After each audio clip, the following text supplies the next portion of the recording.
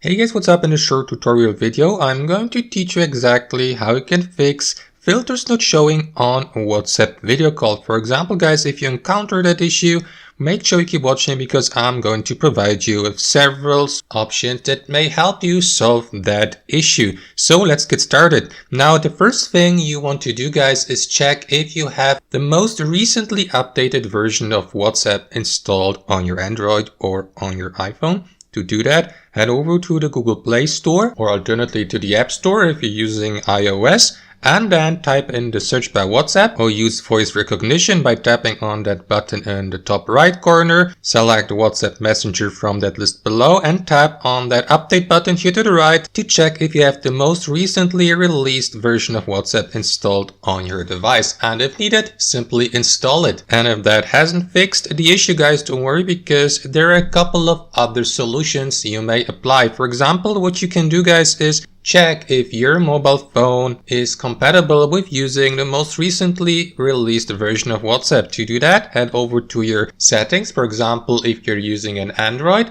scroll down to the bottom till you get to System, tap on it. After that, expand the advanced options and click on System Updates. If there are any new updates for your mobile phone or your Android, you may download and install them here. Next option would be to check if you have given the WhatsApp application any necessary permissions. To check that, head back to your main menu here in your device settings, scroll up till you get to Apps Notifications, select WhatsApp. After that, tap on Permissions and simply check if WhatsApp has been given all these permissions down below. If that's not the case, simply enable them by switching these permissions on here to the right. And last but not least, if none of these solutions have worked, simply try reinstalling the WhatsApp application on your mobile device. To do that, head back to your phone's home screen. Next, hold your finger down on the WhatsApp icon and move the WhatsApp application to the uninstall icon here at the top to remove it entirely